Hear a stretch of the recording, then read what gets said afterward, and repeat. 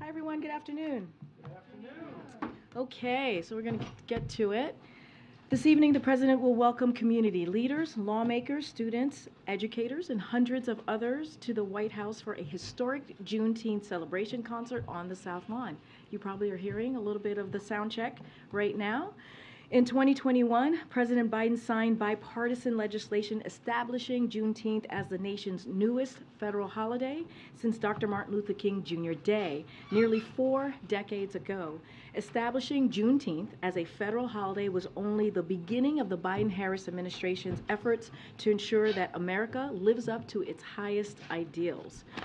Since taking office, a couple of things that the president has been able to accomplish is created a federal government that reflects the diversity of America, strengthened the economy, and lowered the unemployment rate for Black Americans at a historic low to 4.7%, increased access, to home ownership, nominated more Black women to federal courts than every president combined. Nearly 1/3 of judicial appointments are Black Americans.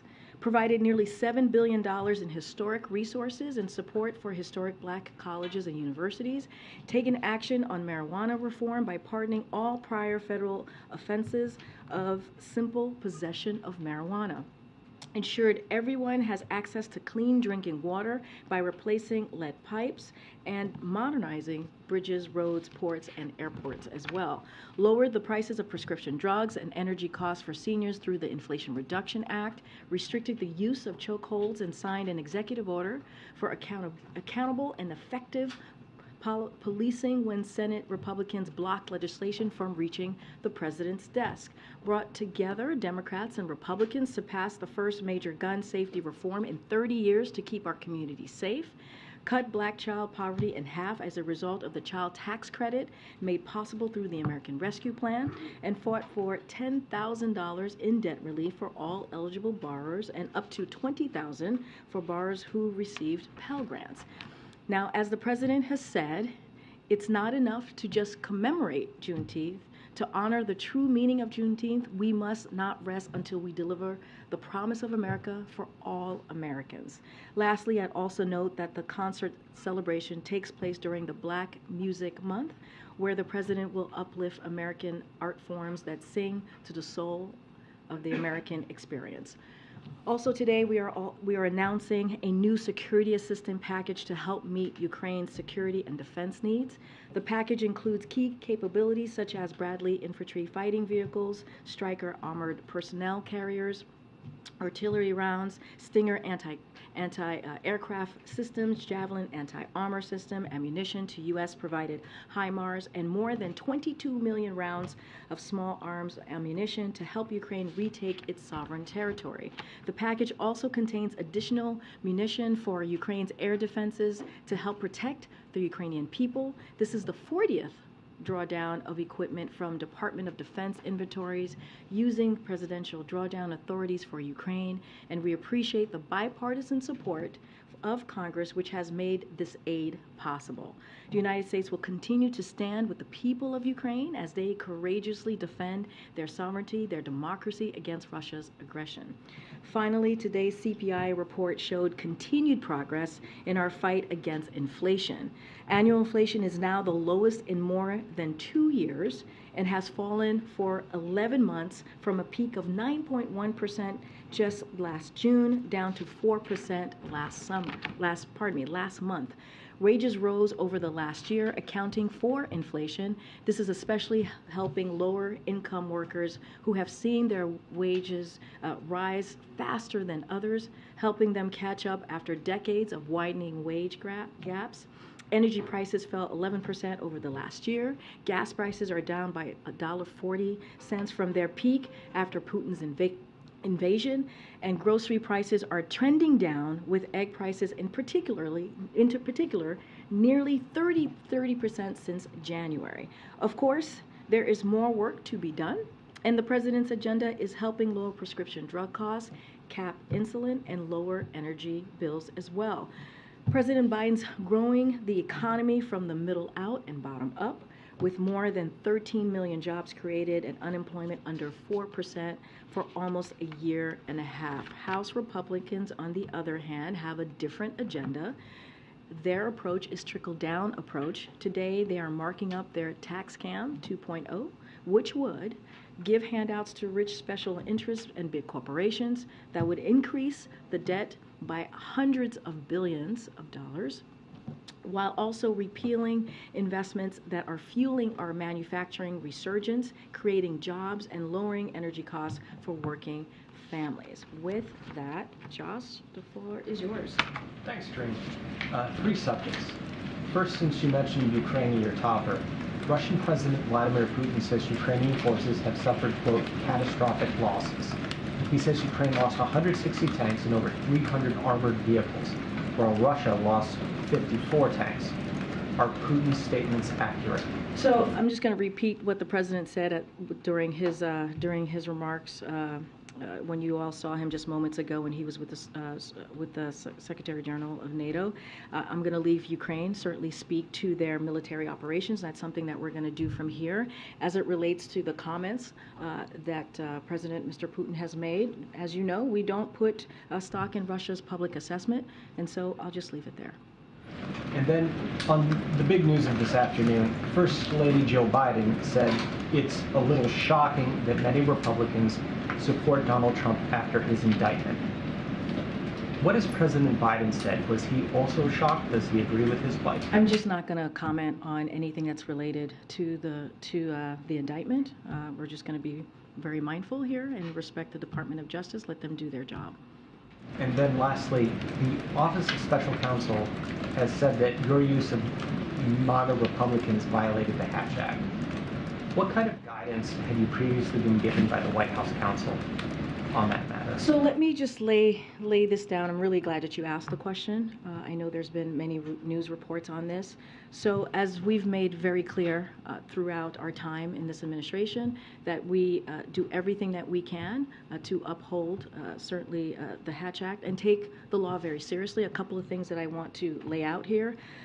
So with, many of you have mentioned with friendly consternation how often we take the Hatch Act and we follow the Hatch Act throughout these past 2 years. We received a letter from the Office of Special Counsel, which is the independent agency that enforces the Hatch Act, as all of you know, and it communicated it to us that their opinion and issuing a warning, but not taking further action, as you all know by reading the letter and the reports.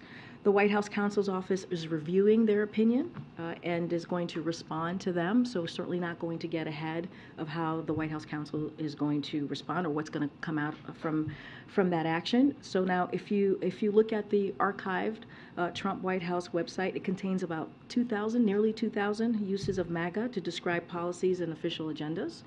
Congressional Republicans have also used MAGA to refer to policies and official agenda frequently for years now, even clearly before we entered the administration. And what's more, I also want to note that the opinion that you see that was presented by OSC happened just last week, which is it occurred months after the briefing where I made those comments. So basically, it is retroactive, right? The actions were retroactive after I had made the comments. So look, when basically what we're seeing by me laying that out is that we did not know their opinion when we were able to use when we were given the green light to actually say the comments that I made. So just want to make that very clear. But again, look, it's going to be reviewed. That's what the White House counsel is going to do. They're going to have a dialogue, a routine dialogue with OSC, and so I'll just leave it there. Thanks, Karine. But it sounds like you disagree with the finding. Is that true? No, what I'm saying is that we got this letter last week, and it was retroactive, right? The letter was retroactive. The comments that I made was months prior. And so we didn't know that was the opinion months prior when it was said. So what I will say now is that the White House counsel is going to have a routine dialogue like many administrations have in the past with OSC, and certainly not going to get ahead of that. I'm going to let that process move forward. And just more broadly, since you cite the Hatch Act so often, what is your interpretation of it? What are your limitations? So look, what I know is as it relates to an ongoing election right now, right, we're talking about 2024, we just are very careful. We are very careful to respect the law, the rule of law. We're very respectful to not speak as a federal employee, to not speak about the election, about candidates in the election, about anything that's related. Anything that you all ask me about the campaign, I'm very often, if not almost every time, refer you to the campaign. As it relates to this specifically, I just laid out, if you look at the archives from the Trump White House website, it contains nearly 2,000 uses of MAGA to describe policies and official agendas, right? And congressional Republicans have used that word multiple times to describe their policies and official agenda as well. I'm not going to get into any back and forth about this. I'm going to let the White House counsel have their routine conversation with OSC and let them handle it. And then just one more on the Trump indictment, which I know you already spoke about, but you know, it's one thing to not answer questions about the charges and the actual pending case before the DOJ, but what about the substance of these documents? Can you at least share whether President Biden has been briefed on the substance in these documents? I will let my colleagues at the White House counsel deal with that. I'm just not going to speak to it from this podium. Thank you. Welcome to the briefing room. Thank you, Karine. Just a little bit of a clarification on the Trump indictment. You have been clear that you don't want to politicize the indictment, but the president's opponents have accused him of weaponizing the DOJ. So just to be clear, can you say categorically that President Biden was not involved or influenced at all any of the decisions into indicting President Biden? Not at all. He was not involved. The president has been very, very clear. The Department of Justice is independent. He wants to restore the independence of the Department of Justice, and that's what you have seen. That is why we have been very, very consistent. When it comes to criminal cases, we just do not comment. Has the president been briefed on any security concerns around the former president's court So appearance? I was asked this yesterday, so was my colleague from NSC. The Admiral was asked this question when he was at the podium, and he laid out, right, and I laid out, he normally gets an update from his national security team and also his intelligence team on a daily basis, and that's usually where he gets his update. I cannot speak beyond that. Any additional requests for security? Can't speak to anything beyond any request. All I can say is that we are prepared. One final question. Sure. Is the assessment of the White House that inflation has finally peaked? So look, I know that I know that CPI data came out today, as I just laid out this morning. Look. So what I will say is that we're making progress on fighting inflation, and that's good news. That's good news for hardworking families. That's incredibly important that we see that, and we're seeing that in this data. And I kind of said this at the top, but I'll reiterate it here. Annual inflation is at the lowest level that we have seen in more than 2 years. That's since March of 2021, and it has fallen for 11 months. And in less than half of what it was this past June, the June before this one, clearly. And wages has rose over the last year. So all of that is important. Gas prices is down by $1.40. That's because of the work that this president has done. If you think about his investment in America, if you think about his economic policy, how he wants to make sure that we're building an economy that builds from the bottom up, middle out, that is what you've seen. And I have said, and he has said many times, when it comes to his economic policy, lowering costs is his #1 priority. So this is important. We're fighting inflation. We're seeing progress, and this is going to be incredibly important for Americans across the country. So just to continue on inflation, I've got another one after that. One of the components of the inflation data showed that rent prices are still sticky. They're just not responding the way that you hoped that they had. It's starting to remind some people of the comment that inflation was going to be transitory. So for a long time, the expectation has been that housing prices and rental prices would come down, and they just haven't. Are you starting to get worried that they're not going to come down, or what the implications are, and what can you do? So, look, we know, and it's a good question, we know housing affordability is a challenge for families. And the good news is that we are starting to see a cooling in the housing market, so that's incredibly important. And also, that is why the president has taken extra steps, right? You've heard us over the last 2 years talking about the housing supply action plan that the president put forth to help close the housing supply shortfall that we have seen in the last 5 years, making it easier to use the American Rescue Plan funds to increase the supply of affordable housing, which is another part of the president's plan as it relates to lowering costs when it comes to housing or dealing with the housing market, releasing a blueprint for renters' Bill of Rights and a set of federal actions to make the rental market fairer, and calling on Congress to provide additional incentives for housing construction and support low-income families. So, look, we get it. We understand what families are going through. Again, the housing market is cooling, so that's important. But the president has taken extra steps over the last 2 years to deal with the affordability aspect as it relates to housing. So are you considering additional actions since the housing prices don't seem to be responding? So I don't have any additional actions to announce at this time, but I mean, I just laid out 4 real, constructive, comprehensive, substantive actions that this president has taken over the last 2 years to deal with certainly issues that American families have to deal with when it comes to affordable housing. And then on Ukraine, NATO Secretary General Stoltenberg just said that the Ukrainian counteroffensive is making progress. The Ukrainians are making progress, and that's important in terms of strengthening their hand when they get to the negotiating table. Does the White House share his view that the Ukrainians are, in fact, making advances, and can you give us any details? So look, I know that President Zelensky has spoken to this. He says the counteroffensive operations have begun, but certainly I'm going to leave that to Ukraine to speak to. That's basically what the president was asked when he was when he was asked as it relates to the military operations. We're just going to let them, President Zelensky and his team, speak to that. And look, what we can say is that we know that the Ukrainian people are brave and they are tough. We have seen this the last 15 months.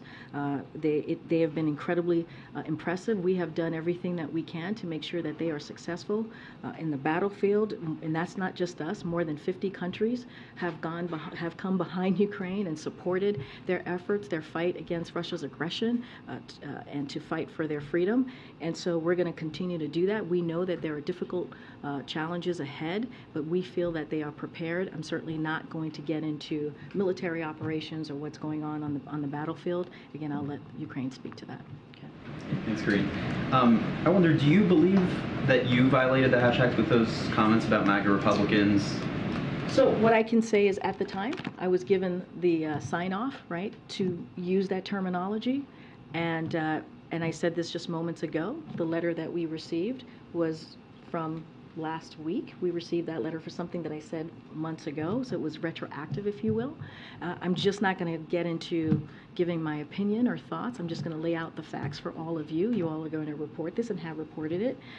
And we're going to have a routine conversation, not myself, but clearly the White House counsel is going to have a routine conversation with OSC to talk about this. I'm just going to leave that there. It's a term that you, but also the White House press shop has used a lot in paper statements and everything else. So are you guys going to continue to use that terminology going forward? So look, I'm not going to get ahead of what the outcome of this might be. The White House counsel certainly is reviewing the opinion, and they will have a routine conversation with OSC, as they should. This is going to be an ongoing process. As you stated, we have used this term many times before. It's nothing new in the context, and the way we use it is in the context of talking about their policies and in talking about their values.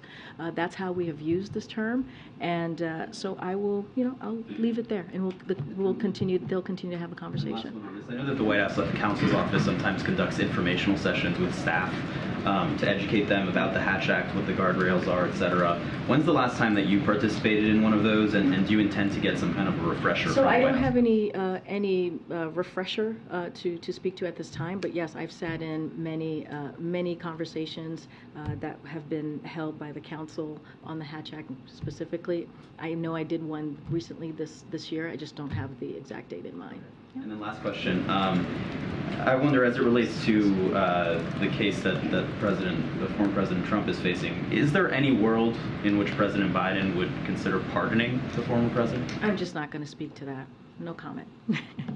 Go ahead, Joe. And I'll come to the back. Go ahead, Joe. Thanks, Karine. Senator Bernie Sanders is saying that he won't move forward with a president's nominee for the National Institutes of Health, or any health nominees for that matter, until the administration puts forward a plan to lower prescription drug costs. What is your reaction? And has the administration been in contact with his office about this? Yeah, so look, we see Senator Sanders as a friend, and he has been certainly very a partner, very helpful to us in pushing the president's agenda and lowering costs for Americans. And so we share Senator Sanders' concerns on pricing. That's why the president signing the Inflation Reduction Act was so important. That was a critical component, if you will, of the Inflation Reduction Act, which is lowering costs for Americans, putting a cap on insulin for our seniors. And so it was a consequential piece of that law. And so, look, we're always looking for ways to continue to lower costs for Americans, and we look forward to working with the senator to get our nominees forward and confirm, certainly. But this is something that we agree with the senator on, making sure we're doing everything that we can to lower drug costs. But again, Inflation Reduction Act, incredibly important when you're talking about Medicare being able to be able to lower costs and being given that ability to do so. That's important. Insulin costs for our seniors capped at $35. That's important. And so clearly the president and the senator are on the same page on this, and so we're continuing to have conversations with him. Okay. Thanks, Karine. There are reports that labor and management have agreed to a cooling off period at the West Coast ports after a meeting with Acting Secretary Sue. I'm wondering if you can confirm that development and if you're encouraged by it at the White House. So a couple of things I want to give an update. I know I was asked about this, I believe, at the end of last week. So as you know, we're monitoring this very closely. We know that the parties in the negotiation have overcome some sticky points already and are continuing to address the most difficult issues right now. And so we're encouraging all parties to certainly to continue to work in good faith and do that certainly in a mutually beneficial resolution to ensure that workers get their fair benefits, quality of life, and wages that they deserve. That's why the acting secretary, Julie Sue, is currently on the West Coast meeting with all parties, encouraging them to reach a resolution. And so she has invaluable expertise working closely with these parties as the former California Secretary of Labor and as Department of Secretary of Labor. Certainly I'm not going to get ahead of conversations and where they are currently, but we're going to continue to in good faith, for parties to stay at the table and have the conversation so that the workers can certainly get fair benefits and a better outcome.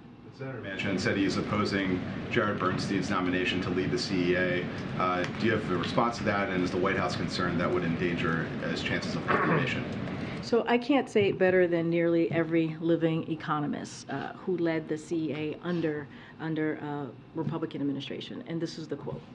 Dr. Bernstein has been a respected voice in economic policy circles for decades. He has established a reputation for producing informative, data-driven analysis and developing creative policy ideas, end quote. So we look forward for Jared's swift confirmation. And this is coming from Republican administrations, the quote that I just laid out. And so we are going to continue to work to get Jared confirmed. Yeah, thanks, Karine. So we have 4% inflation on CPI inflation overall. That's on top of the other inflation increases that we've seen for the past 26 months or so. There's been no overall price reductions. What's the president's plan to reduce prices for all Americans, not just a certain category of people that fit certain criteria? I think everything that the president has done, all of his economic policies, and you think about these historic legislation, that's for all Americans.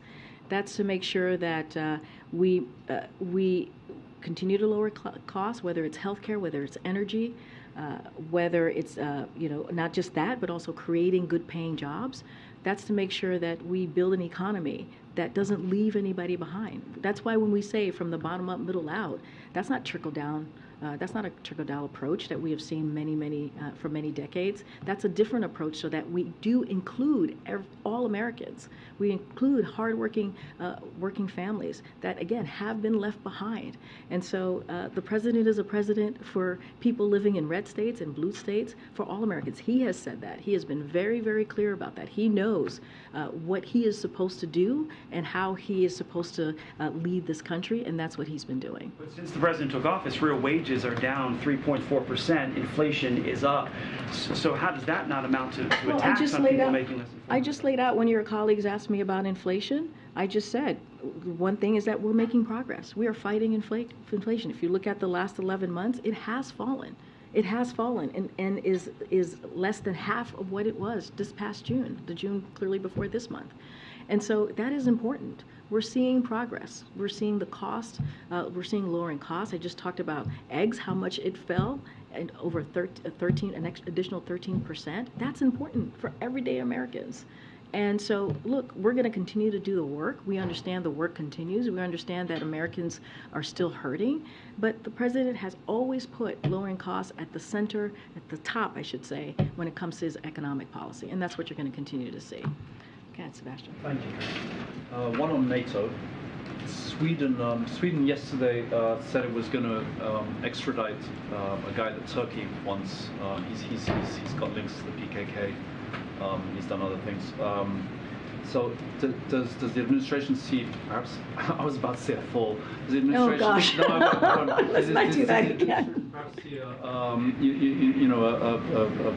a resolution of this dispute between Turkey and Sweden, maybe in time for the summit? So a couple of things. So Sweden has fulfilled its commitments.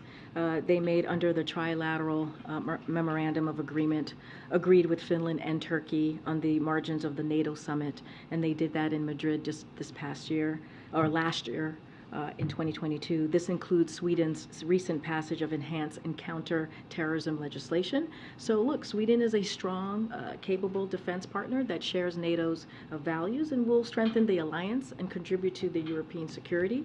So we believe, and you've heard from this president multiple times, that we believe Sweden should become a NATO member as soon as possible. That is what the president has said. He has shown his support. That is what we've seen from Congress as well. And so, look, we're going to continue to stay steadfast on that. Hopes rising? Look, we're going to continue to be hopeful. As you know, this is a president that's incredibly hopeful and positive about these things. And so we believe that, again, they are strong, capable defense partner that share the values of the NATO alliance. And so I think that's important. And a very quick Trump one, if I might, not a legal one, anything like that. The president, as the president, is president for everybody, obviously, and he's going to be running for re-election, asking for votes from everybody.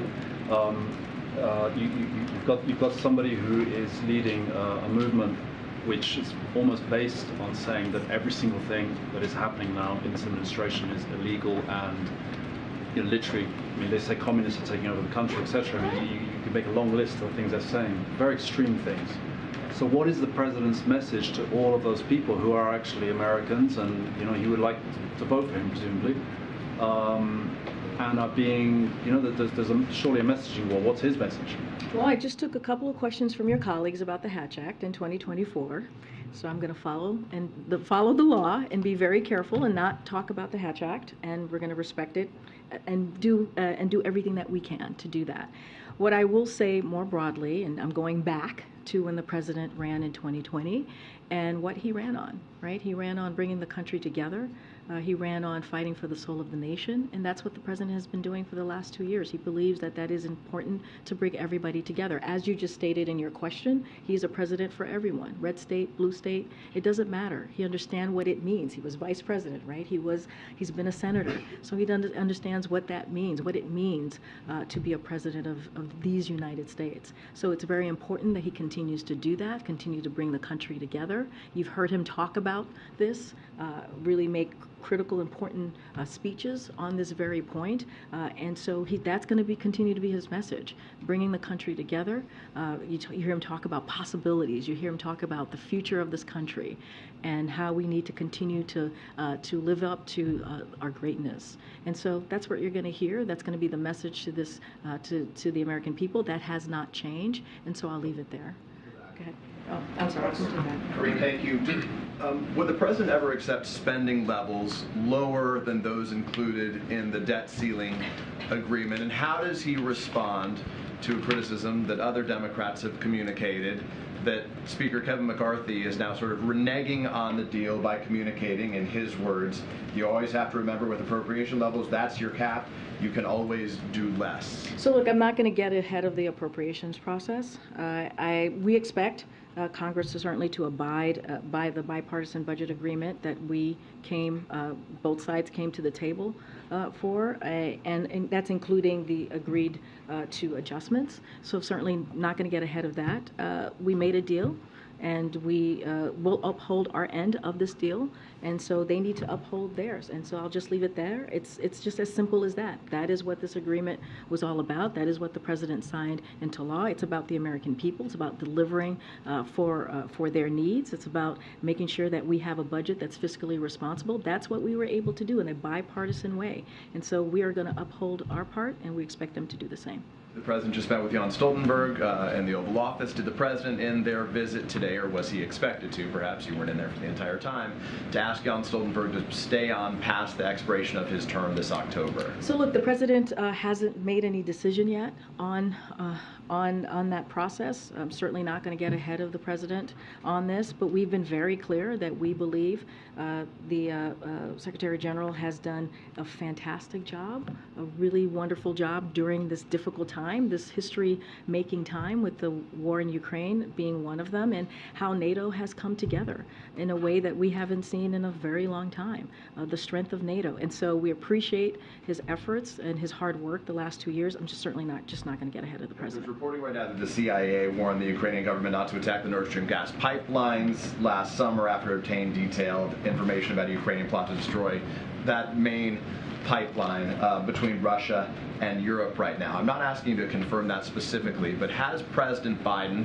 as he said to us previously, that he spoke directly to Volodymyr Zelensky and told him that the F-16s, or was reassured that Zelensky would never use the F-16s to target anything inside Russian geographic territory? Has the president ever communicated to Volodymyr Zelensky that he expected Ukrainians at no time to target anything with any weapons beams inside Russian geographic territory? So the president has been really clear. He spoke to this before. Jake has spoken to this. The admiral has spoken to this. Pipeline?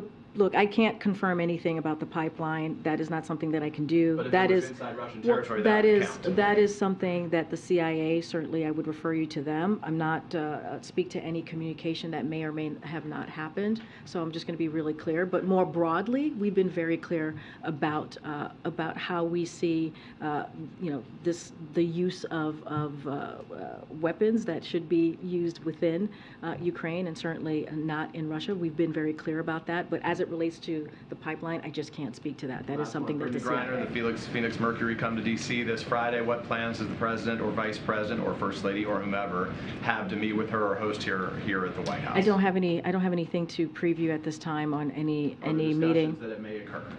I don't have anything for you. As you know, and I think we reported this out during the White House Correspondents' Dinner, the president, and we did report this out, met with, had a side conversation with Brittany and Sherelle.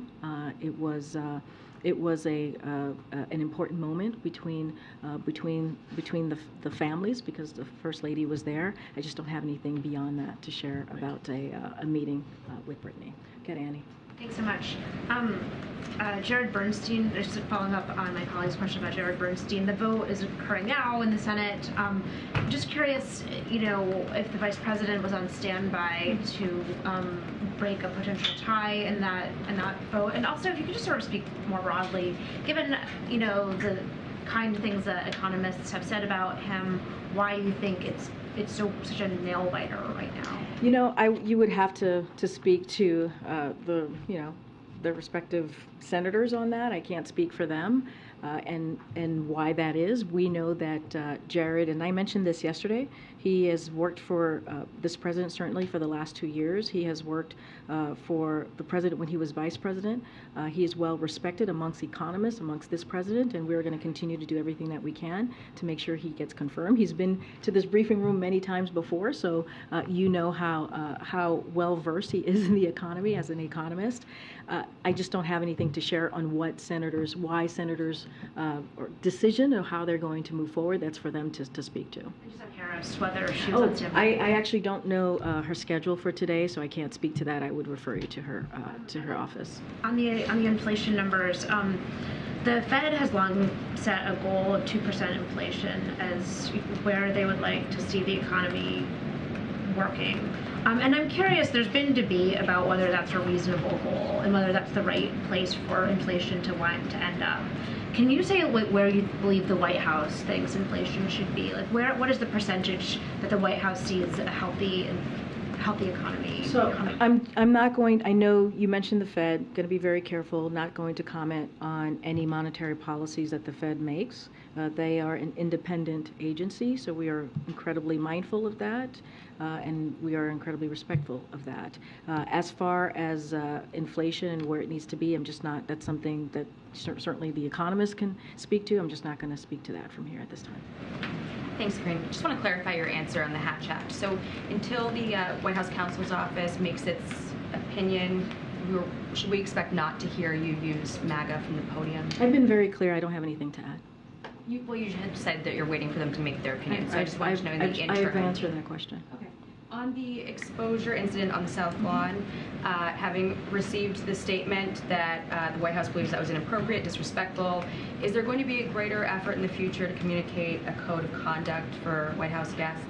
Look, as you mentioned, the statement that we put out, you heard from us earlier today, the behavior was simply unacceptable. We've been very clear about that. It was unfair to the hundreds of attendees who were there to celebrate their families. So, we're going to continue to be clear on that. And that type of behavior is, as I said, unacceptable. It's not appropriate. It's disrespectful. And let's not, it really does not reflect the event that we hosted to celebrate the LGBTQ plus families. Again, hundreds of families who were here to celebrate their community and who were here in attendance. So, look, individuals in the video certainly will not be invited to future events, and this has not occurred before, right? This was not a normal thing that has happened under this administration, but we've been very clear about how we saw this particular behavior. There's been some criticism also of the White House, the flag placement, the pride flag violating the U.S. flag code.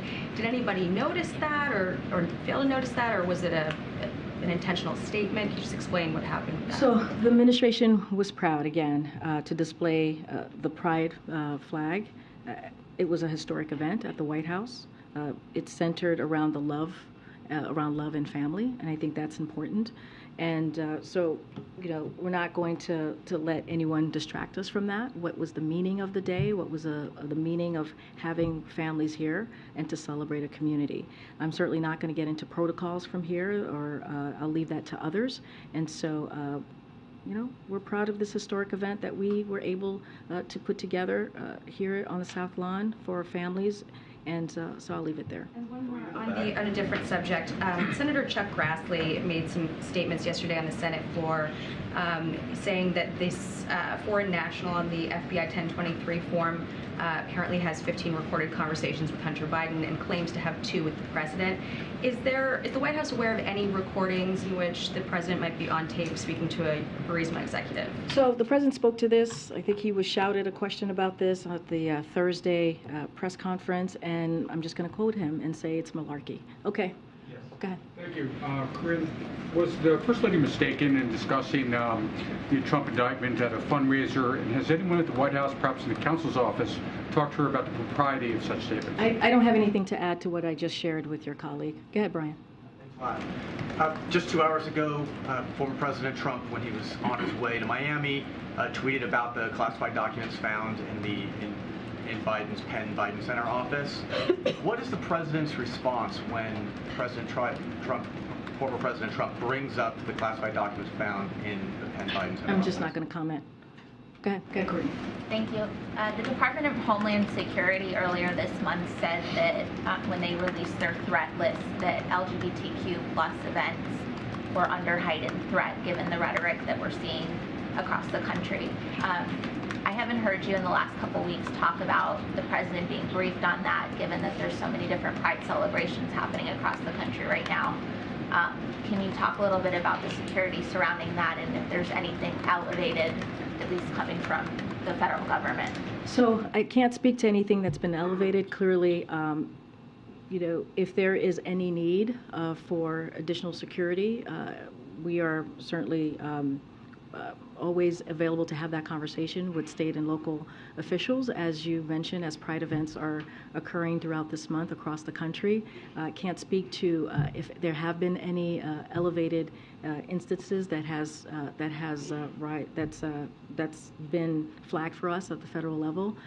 But certainly, this is something that we believe that it's important for LGBTQ plus community to feel safe as they are celebrating during Pride Month, which is one of the reasons why we had an event, a historic event right here on the South Lawn on Saturday. Just don't have anything additional to add to any elevated security or elevated additional assistance that we may be providing.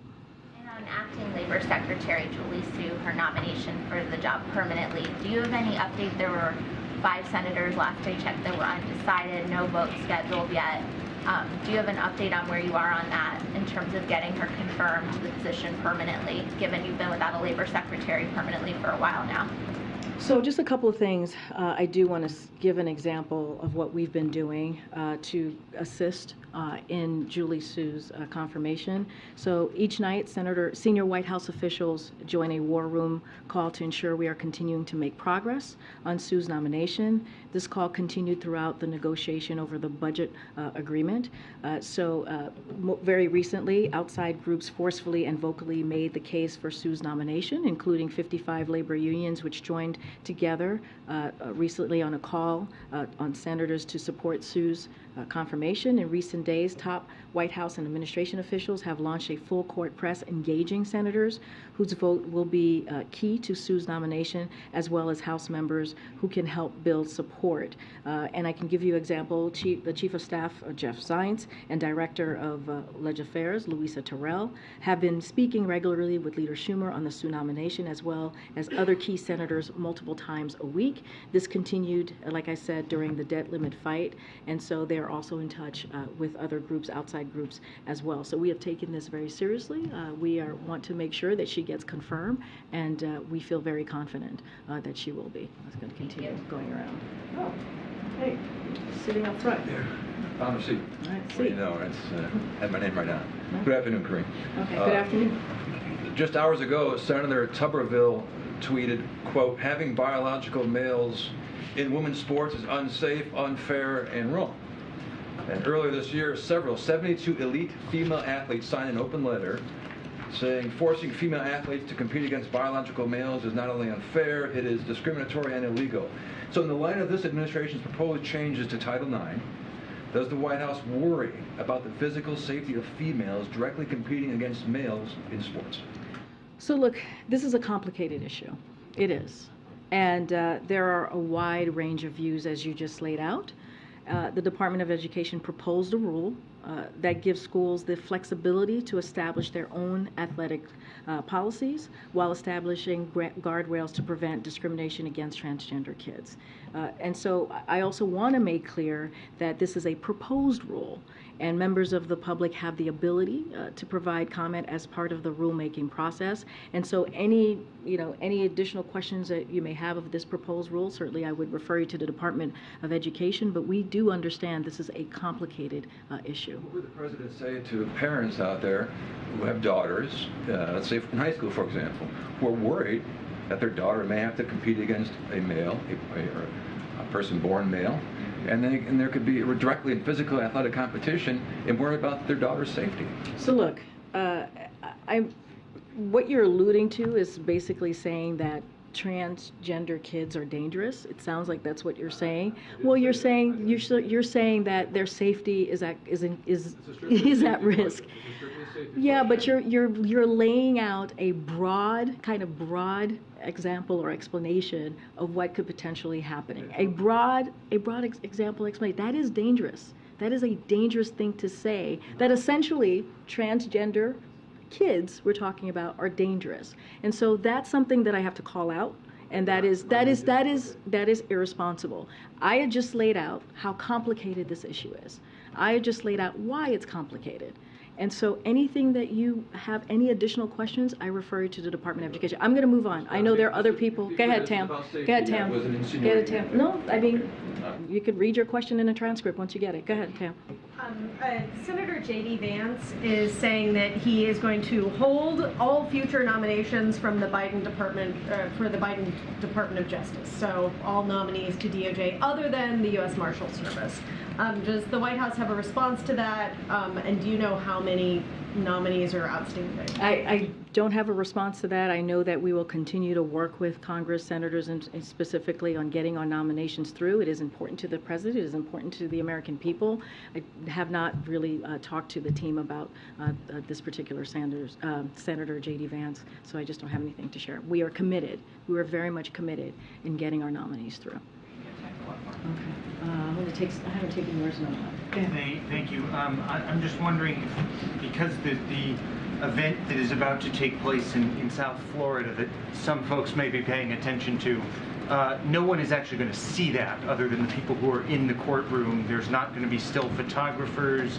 And so I'm just wondering where the president stands currently on cameras in federal courtrooms and photography in federal courtrooms. That is up to the federal court. I'm just not going to speak to that. I'll see you guys tomorrow. Thank you, everybody.